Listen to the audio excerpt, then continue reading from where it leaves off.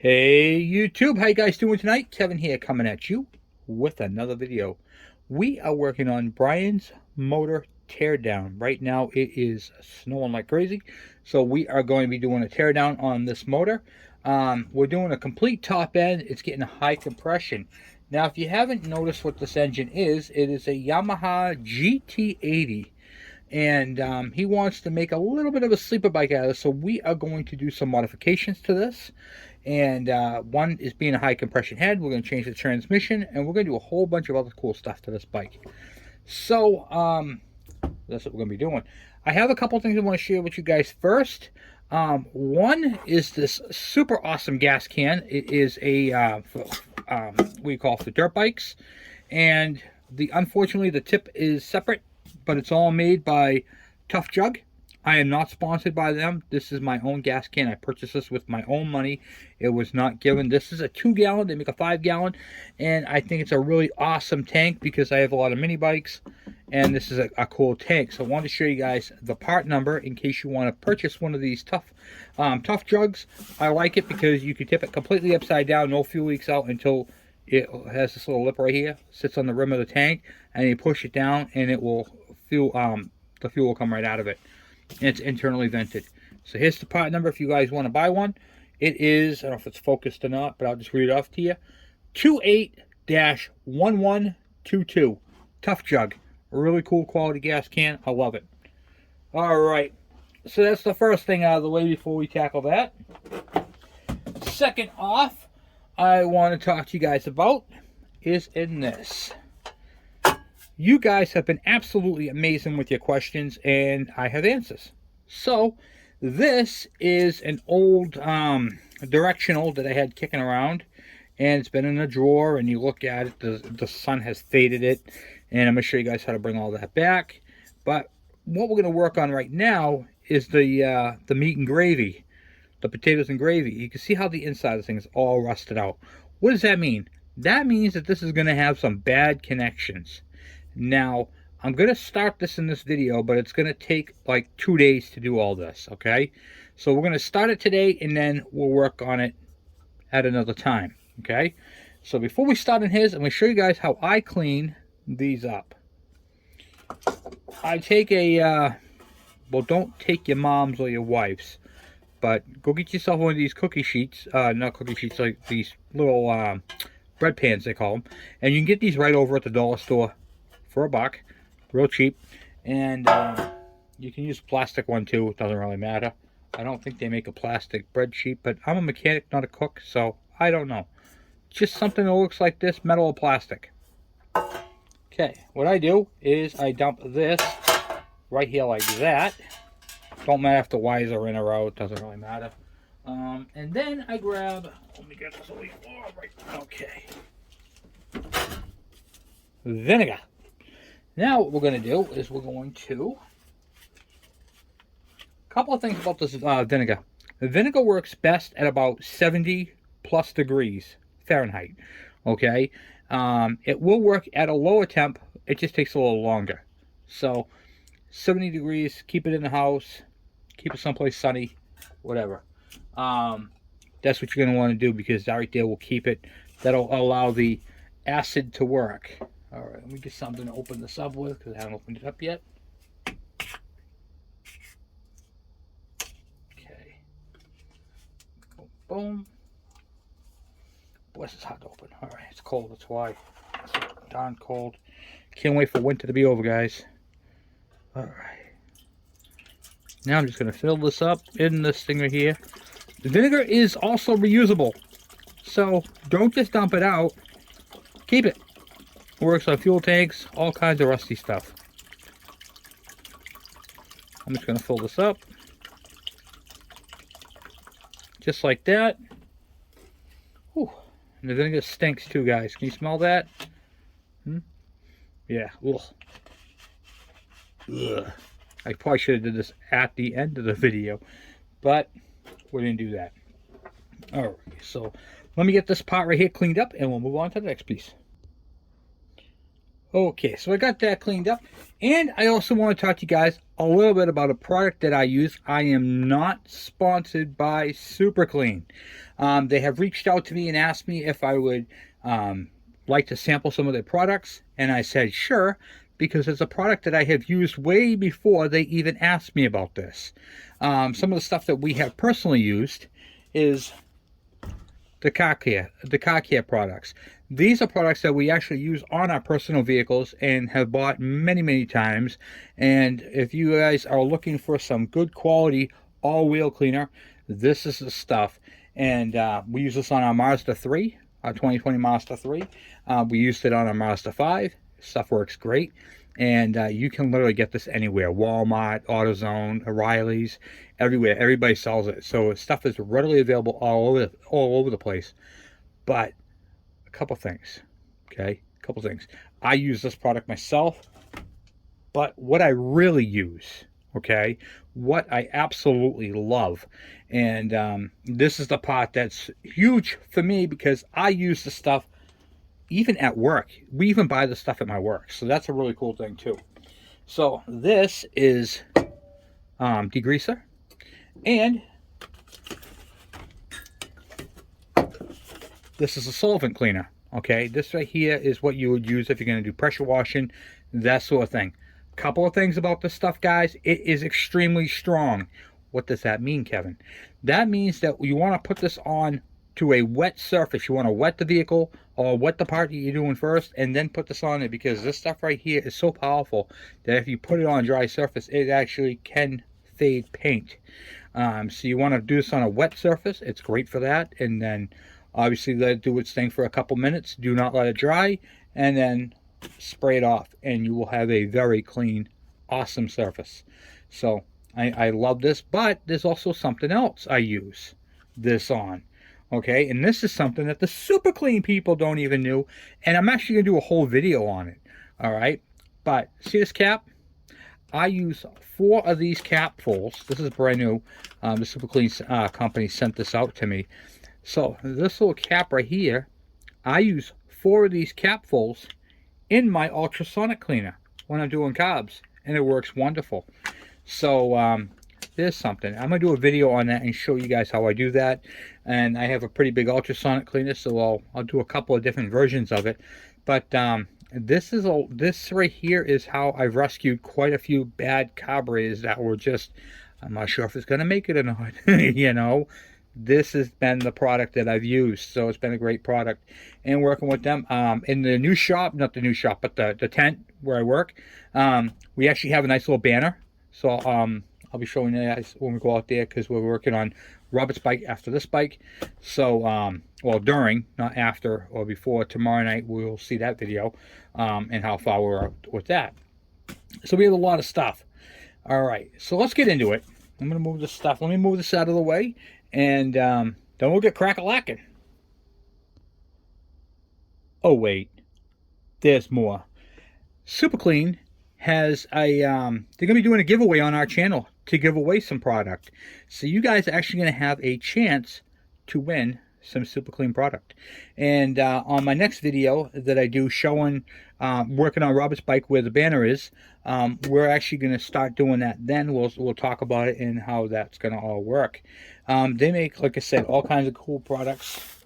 Look at this, a coupon for let's see, 1 3-pound bag oil jug of Super Clean floor adhesive. This stuff is good. This is speedy dry. So if you have an oil slick, you put this on there and it will dry it up. This is going to be huge for us. So, and once again, you can get it at AutoZone. All right, guys, let's get into this video. All right. So, guys, I just want to say one more time, thank you again for subscribing. Thank you for watching the show, and thank you for being a part of the show. Without you guys and your awesome questions, you guys actually promote the next videos.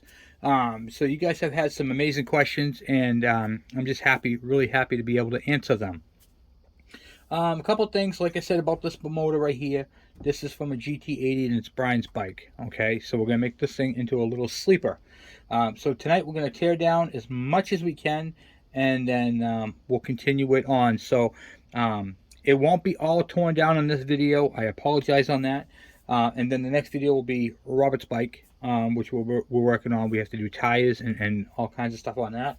And then we're going to be going from there. So let's just start getting into it. And also, guys, if what do you call it? If you guys have any questions about my techniques or anything like that, I've been doing this for 30 years. So this is my system.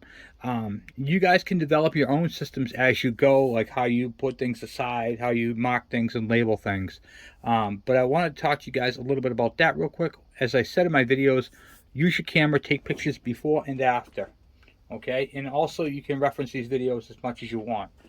So definitely don't forget to hit that subscribe button, the bell icon, so when I post a video, you guys get it. All right.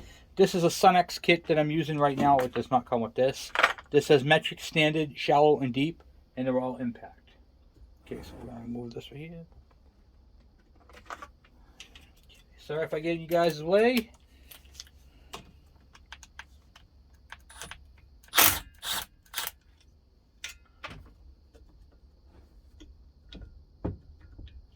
Sometimes they come off, sometimes they don't. Got ourselves a little fighter. Brass hammer. The cool thing about brass, it's not going to hurt the metal. Because the brass is actually softer than the metal you're hitting, which is super cool. So that's a little tip for you too. Get yourself a little brass hammer. This is small too. You know, it's just good for, you know, tapping. Okay. Boom, boom, boom. Pull it up to the side. Alright. I want to take off the Magneto first. So I got something to be in the way here. Just to get my little sockets out here.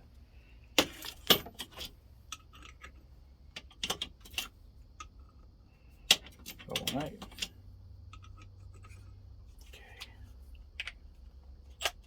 Not sponsored by Milwaukee, but I use these products all the time.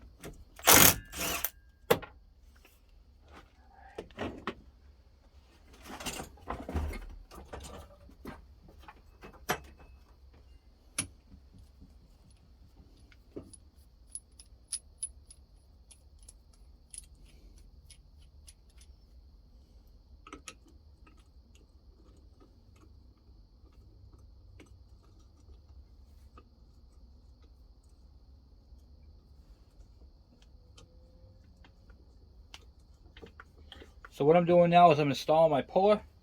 This is on the big side is reverse threads, but sometimes what happens is they get rusty in there and then it doesn't want to go. So I just kind of like to thread it on there. And if you guys have a washer on there, you want to remove that washer first.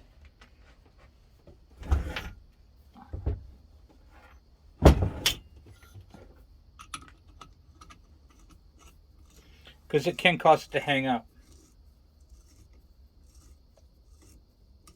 And yes, I'm turning it backwards. On the big end is reverse threads. On the small end, it's regular threads. So blow you guys up so you can see what I'm doing here. Okay. There we go. Perfect. And you want to get in as many turns as you can. Typically about 3 or 4. What's my tool here? Get this right there. And then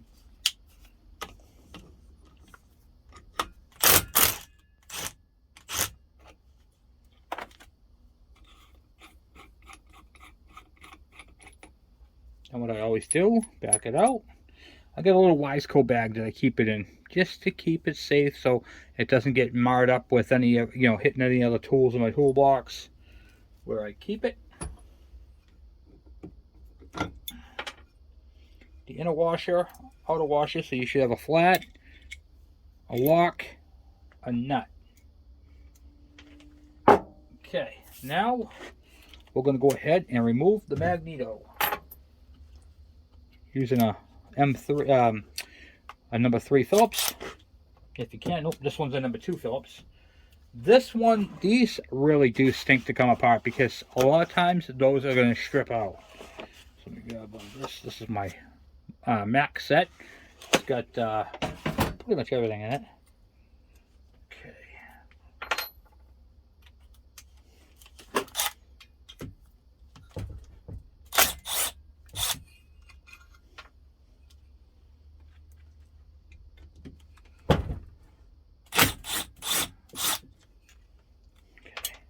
force in, pull trigger.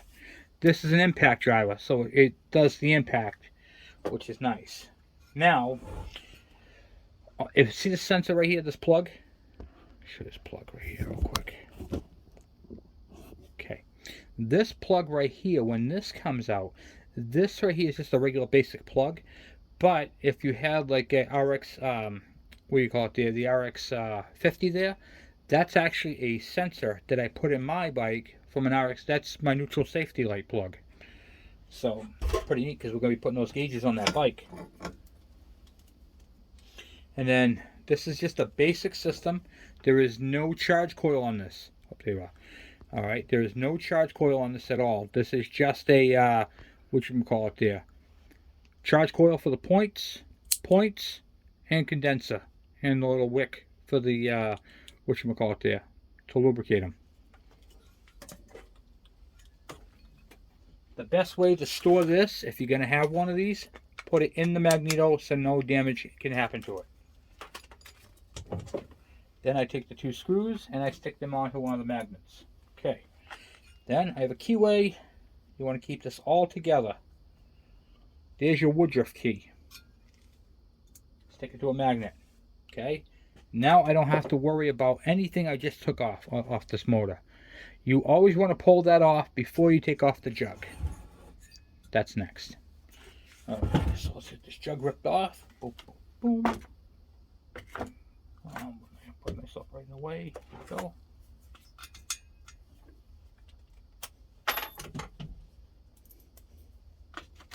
Okay. 10mm.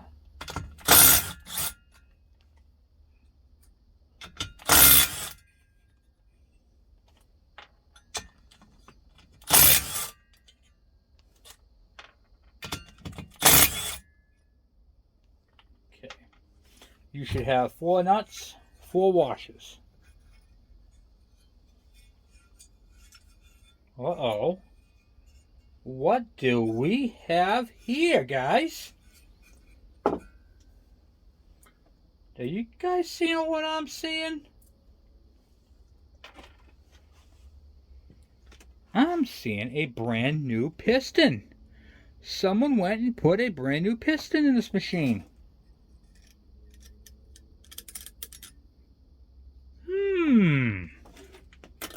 Wasn't me. Let's see if we can get this jug off without killing anything. That's not even ran. Look at that, guys, huh? So, looking at the cylinder head, right here, you can see how it's been beat up. So this motor had a lean condition. Don't you guys like it when we find cool things like that? That's sweet. Alright.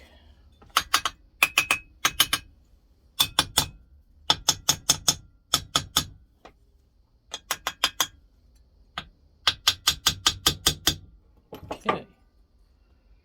Now, gotta find a place to pry up. I think they cemented that on. So let me go get a little pry bar real quick. Alright, now see if we can find a nice place to pry this thing from. We don't want to pry too hard because we don't want to break any of the coolant fins. So that's something I try not to do. Here's where the intake is. We're going to try to get it right up underneath here. Oh yeah, that moved. I like this already, guys.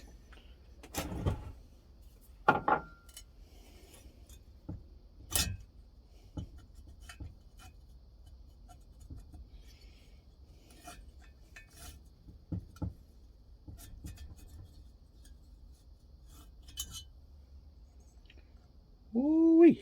All right. The cylinder doesn't look bad at all. It looks glazed. Wow. It looks like they installed a brand new piston on a glazed cylinder. Huh. Well, isn't that just a poopy in the punch bowl? That's okay. So, what we're going to do is we're going to go ahead and remove that piston because we're going to tear this engine down. I'm thinking this thing had a lean condition and burnt that up at one time. So what we're going to do real quick before we go any further onto this, I'm going to throw a quick hone on this cylinder right here and see if we can get deglazed, because it looks like they got some crosshatch, but then they missed a spot right in the front here. See it? So you get the crosshatch pattern right there, almost like they tried doing it with sandpaper.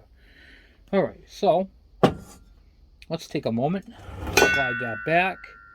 This head we're not going to use. We're going to use his high compression head. We're going to modify for this. And then, this is sweet, guys. Alright, hold on. Alright, so now we're just going to take a quick peek at the cylinder. And it is basically uncut, untouched. So what I'm going to do, I'm going to give it a quick squirt with some oil. And I'm just going to run my hone, my bottle hone, through it real quick.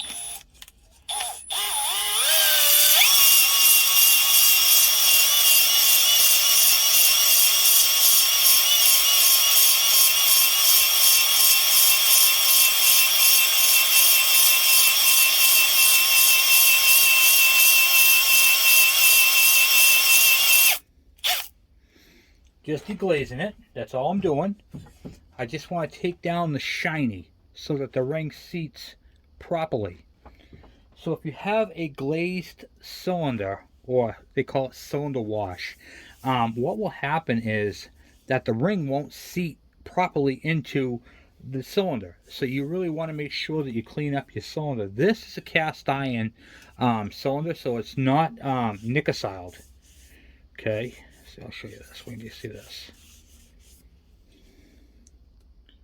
Look at that, huh? Thing of beauty right there. Look at how beautiful that came out. Nice. So it's all deglazed. It's got a nice crosshatch pattern on it. Okay. This cylinder is perfect. Now, let's talk about boring one of these things out. Okay? Which is a common thing that motorcyclists like to do. They like to have these things bored out, or punched out, they call them. And so, let me explain to you a little bit about that. What they're going to do is they're going to bore this thing out 20 thousandths, and they're going to put a bigger piston in there. Now, when you're like 20 thousandths, thousandths of an inch. So, here is a feeler gauge, and that is how thick it is.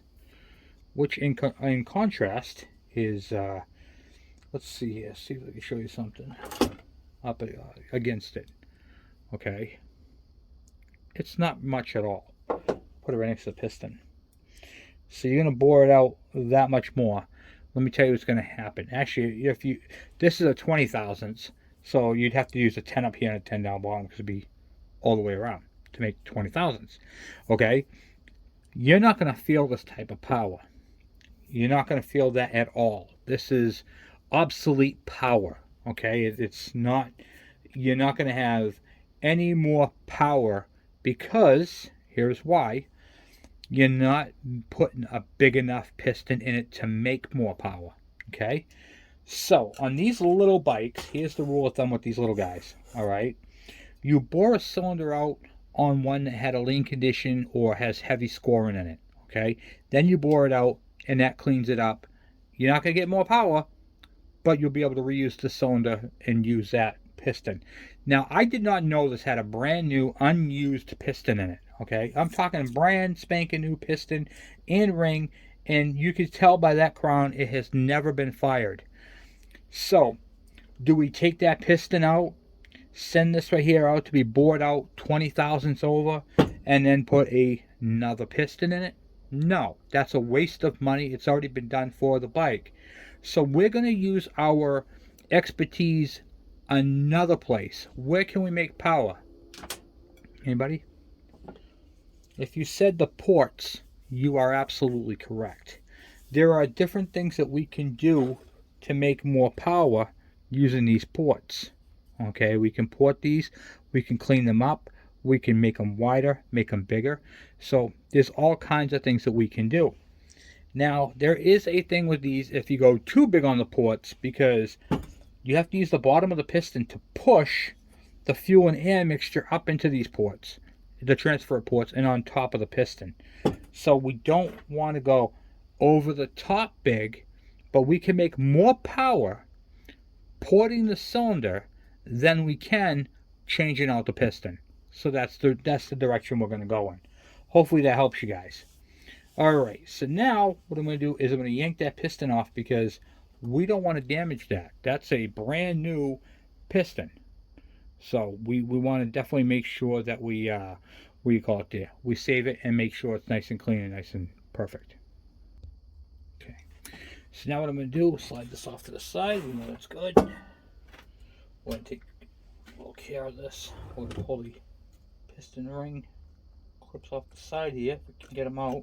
Some of these are a pain in the neck to get out, guys. I'm gonna have to use something else to get that out with. Something tiny. I might have to get a pick. Alright, on this one right here, guys, you should always use safety glasses because these things can come flying out at you. Alright, I put this little pick in here on the top. I put my thumb over the hole to try to get it to come off. Which is kind of, these type right here are a pain in the neck, as you can tell.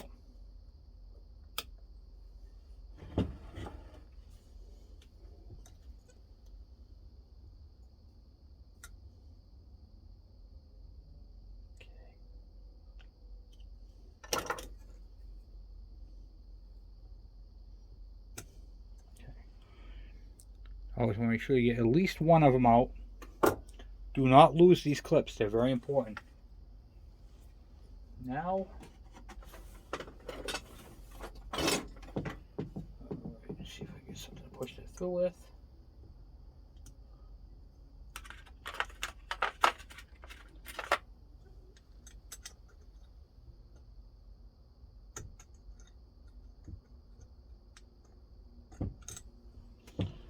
This one doesn't want to come out too easily. I'm going to go find my specialty tool. This is a piston pin removal tool from Husqvarna. So if you type in Husqvarna piston pin removal tool, this is it. It slides into the hole. And then sometimes you have to float the piston. Don't let it hit the studs. And then you give it a gentle tap and it'll pop it out.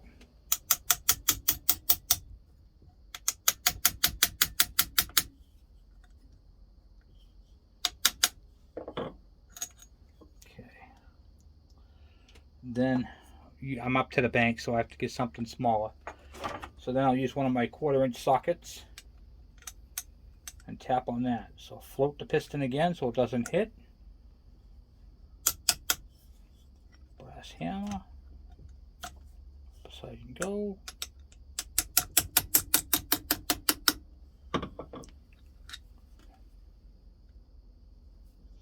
It's not uncommon for them to do this. As long as it rotates freely, you're good to go. It's a fresh machined surface, so it's like I said, it's not uncommon for this to be this difficult to come out. So let me see if I can find something else I can throw in there to get that out, like a number 3 screwdriver. Perfect. There we go.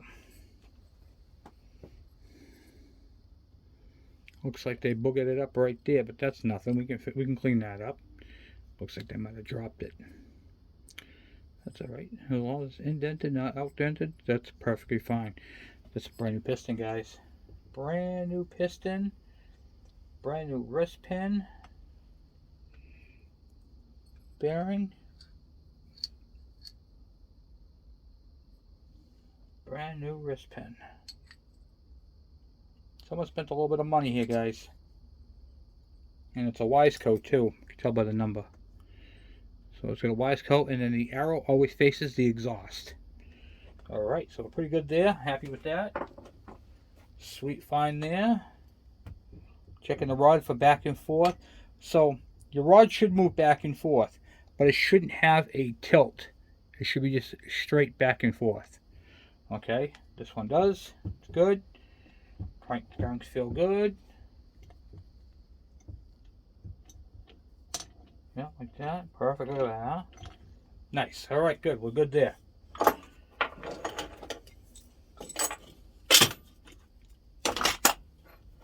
Then we're going to remove this side cover. Has this motor been drained of oil? No idea. I don't remember. That's okay. Tip it up like this.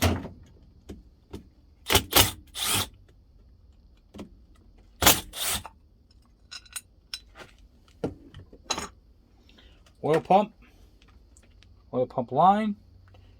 That's going to get a new line. All the lines are going to be replaced on this thing. A couple of stripped out screws.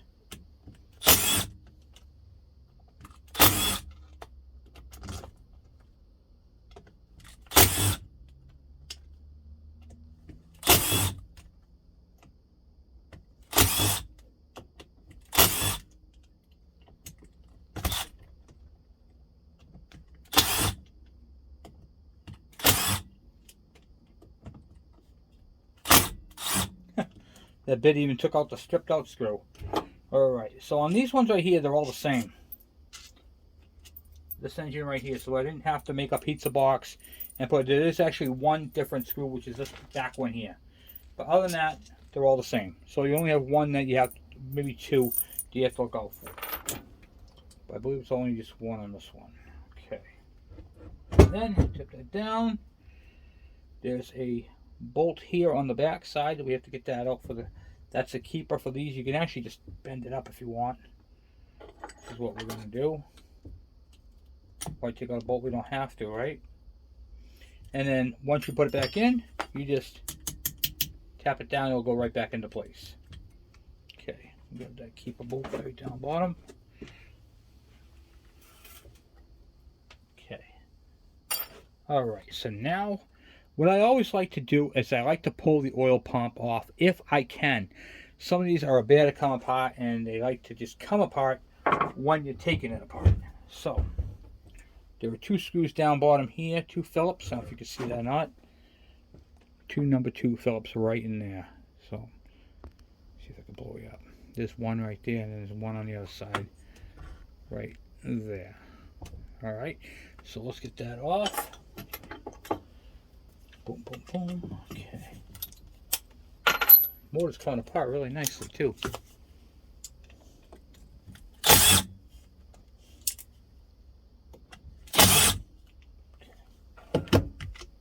Oh, looks like it's going to come apart nicely. Yep, well, the whole gear stayed in there. It's alright. Oil pump. I always use these oil pumps. I don't bypass them because this is really a really cool thing. These work amazing. They keep the proper oil ratio, and it's a good thing to have. Looks like someone did bypass it right here. They put a bolt in it. We're not going to do that. We're going to fix this thing correctly because we want this thing to run for decades to come. All right. Now see if we can get this cover up, if at all possible. Sometimes these gaskets are a bear to come apart. Already had two that were just awful this year. All right, let's see.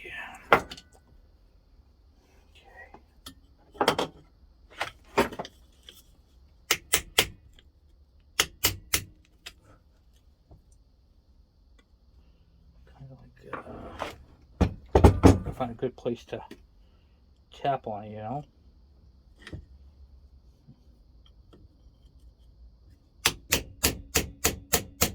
There we go.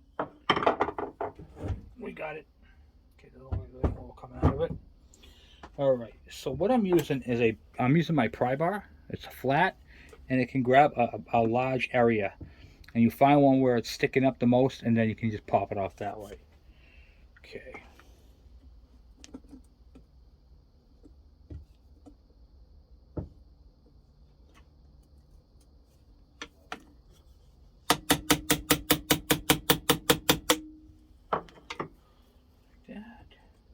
Oh, did have oil on. I hit the sweet spot. Let me just clean this up real quick. I'll be right back. Okay, so now we get the bench cleaned back up. We'll throw a rag down. We can put that on too. Get that engine back over here. Alright. I pulled the plug out of it and drained it into a bucket.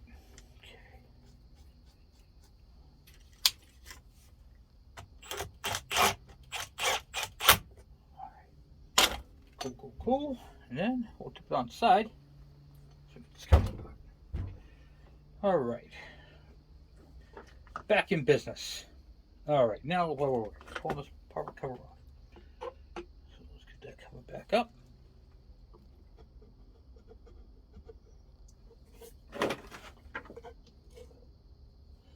One of the things that always gets hung up on is your Kickstarter shaft. So whenever you're working on something like this, I always try to work it towards that end. And then use my little brass hammer. Tap over.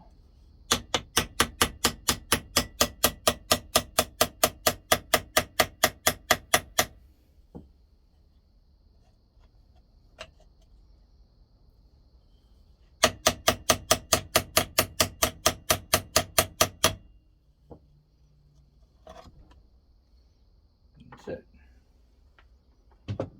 Okay. And then now we're faced with the clutch, the shifter, the Kickstarter drum, and here's the crankshaft right here. And we have to get to that right there because we're going to replace that crank seal. We're going to do a new clutch. And then, what do you call it there? We'll do the rest of the inspection. Let me go drain out the rest of this oil real quick. I'll be right back. Okay, so we got that part of it drained out. Now let's get this clutch off. Clutch basket. Wow, those are really on there. Alright, hold on a second. Try this with a bolt. I think someone might have over tightened those because they're not supposed to be that tight. Alright, let me get this out of the way here. 8mm, yep. That was a little too tight.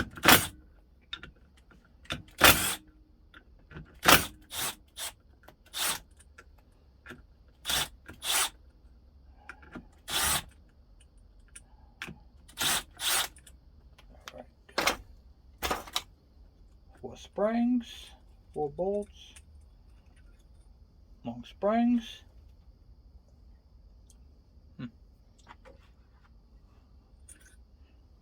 I'm starting to think someone was in this bike before. More than the top end there. Oh yeah.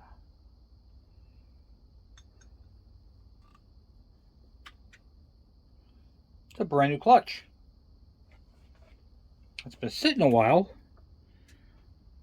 But this clutch is brand new.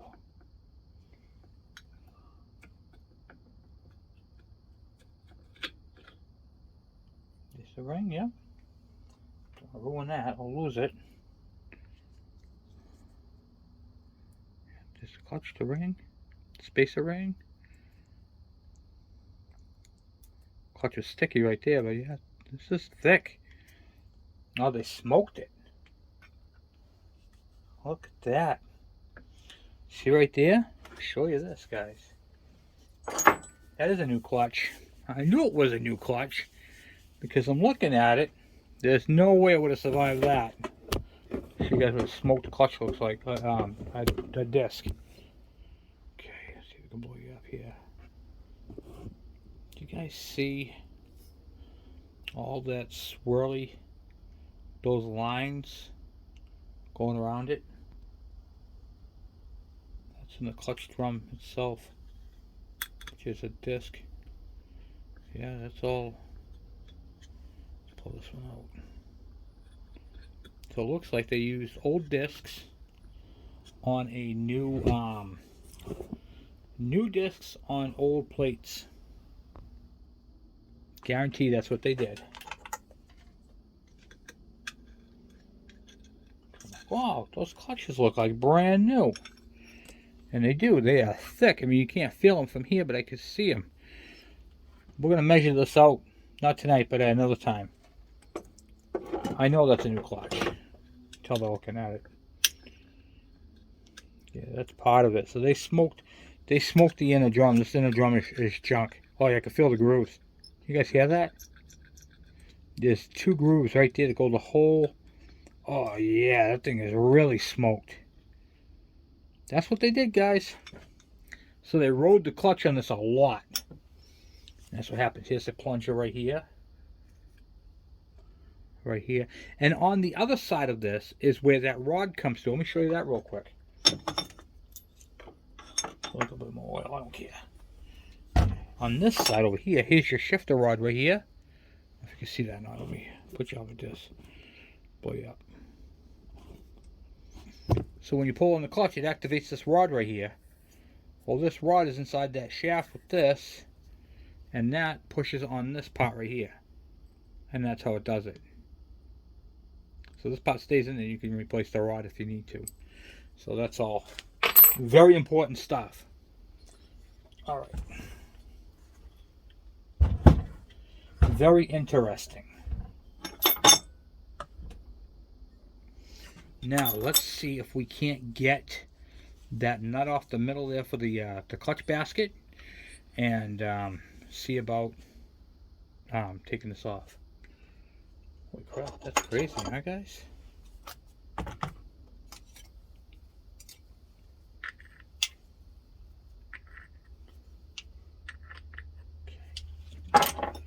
Boom, boom, boom.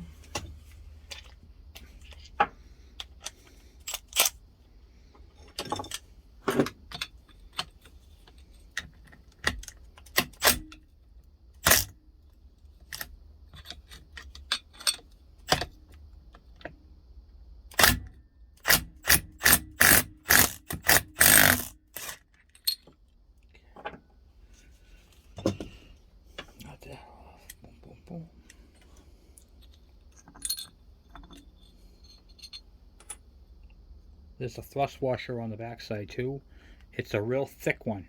So this has to go on over that first. This goes on, and then but now you can really see the damage. You can actually see the grooves. This thing is trash. We're gonna throw this away. I have another one we're gonna use, and yeah, that's really bad. So they smoked it. Definitely smoked it. Thin washer goes in the front. So you have a thin one and a big one. This big one goes on the back, this little one goes on the front, and then the nut goes on top of that. Okay. Okay, good. The drum. So where this is going to wear on the edges right here. But this one, actually, yeah, there's a groove right here. There's a couple grooves. I don't know if you can see how they're in there right there. We're going to polish those up and clean them, and then that right there will be just fine. So what happens when those right there are really grooved, what happens is the discs slip into them, and then it won't release the clutch. So if you have a clutch that's sticky, that right there could be your whole problem. Because what it does is it holds it right here on these edges, and then the clutch can't slide in and out. It just binds right up right there. And then you let the clutch out, and you're not going anywhere. You're like, oh, my clutch is bad. Nope, it's because you have a bunch of grooves in your basket. So, but if you're going to be in there, might as well replace it. Okay, cool. All right, now for the clutch, the shifter fork, which is fairly simple to come out, I believe, on this one. Pull it down, and then you tap it on the other side with a brass mallet. Oh, this one's really in there. That should slide out. It's a 2-part fulcrum thing. Oh, actually, this one is on the pivot pin, so I believe you have to take off this clip. Hold on 1 second. It's been a while since I had a GT80 apart.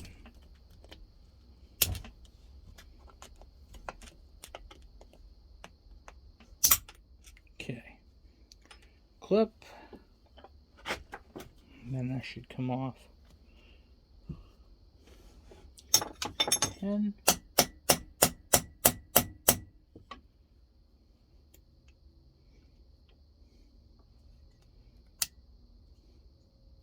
It's coming right through here.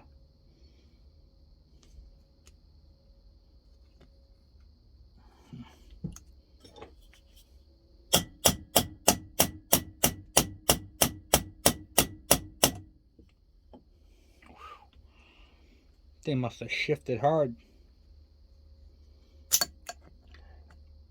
There's the front part right there where the clip goes. This actually sets back like this, okay, into the shifter drum. And then that C-clip goes on here. The E-clip, I should say, goes on that. It's a two-part shifter on this. But the part that I'm trying to take out right now, I see this welded part right here, that goes all the way through the block. And that allows me to turn this up and down. Here's your bearing right here, your shifter bearing. You don't want to lose this bearing, because if you lose this, there's going to be so much slop in your shifter. You're like, what the heck is going on with my shifter? Because this literally fills up inside this groove. So if you don't, that little pin is going to be knocking around in there like crazy. So I just dropped it on the floor. Let me pick that up real quick. You know, mechanics make mistakes too.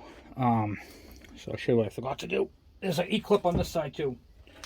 You gotta remove the E-clip on here, but it's covered in so much dirt. I just remembered it. Once you take this clip out right here on this side, it should come right out. Okay. Alright.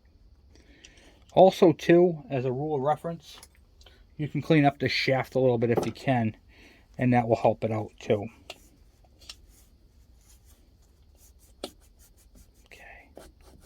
Yeah, see, now it's moving in and out.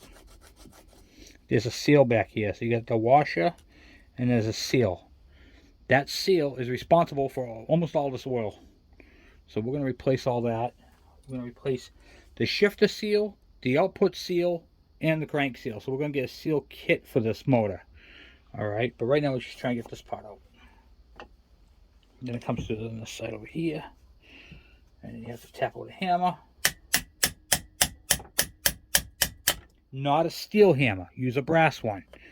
If you don't have a brass one, get one.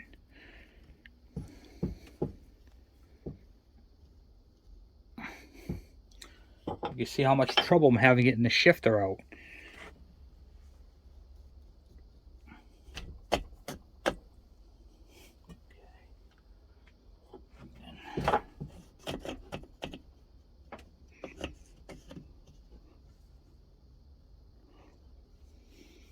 Wow, this shifter's got some grooves in it.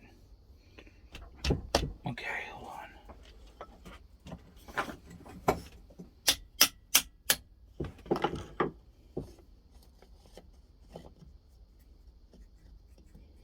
It just hangs up right there.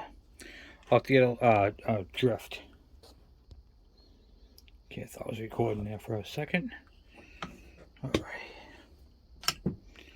Alright, so I tapped it out with a punch right on the tip, drove it out. A lot of oxidation and corrosion on this thing. So we'll clean that up. This is good. What you're looking at is the spline. The spline is excellent. We're good there. And then come up in here. And then we just got the shifter drum. And what do you call it there? Clutch sleeve right there for the basket. Bang. Alright, so for right now, that's all we're going to take apart on this side. The next time, we're going to work on the other side. I do want to take the shifter drum piece off. I want to see this, how this looks in back here, because some of these have individual pins, some do not. I just want to make sure I got the right style on that.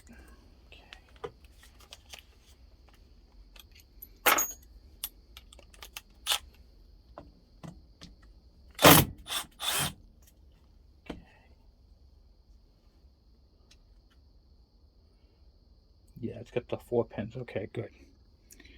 Perfect, perfect, perfect. I'm going to put that back in there for now. I'll deal with that later. So far this engine is in really good shape. It is clean on the inside for the most part. It definitely needs to be cleaned up a little bit more. It looks like it's had its oil changes for definite. I mean, the gears on this thing looks stupendous. Here's your shifter right here for your Kickstarter.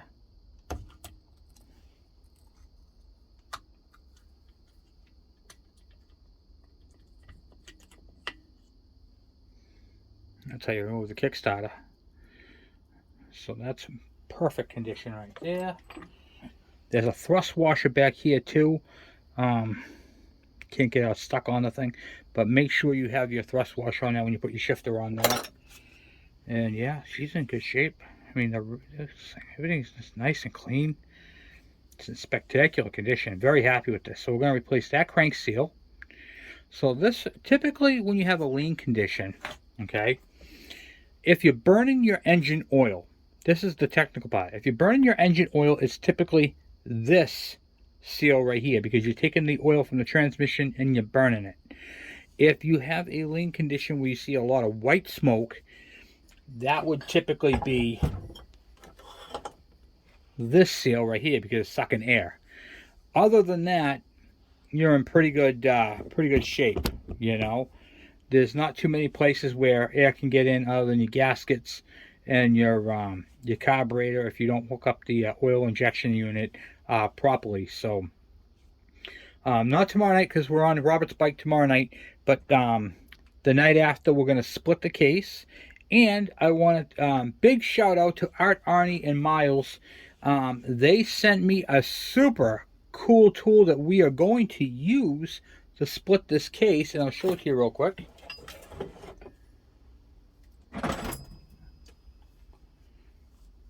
Is a really cool splitter. I'm going to show you guys how this works, and we're going to use it on this engine right here. Also has a crankshaft installation tool, which is awesome in itself. And this right here allows me to put, this goes over here, and I screw on the proper end to it, and it'll screw onto this right here. I'll put this on here, I'll tighten down this bolt right here, and it'll pull the crankshaft right into the case. So really super cool tool. This right here I never had, and just owning it is awesome.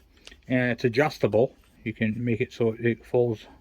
So if you have, like, see how there's like a little bevel right there, you can adjust it for the bevel, and then it'll fit on the nice and straight, and then you can suck it right in.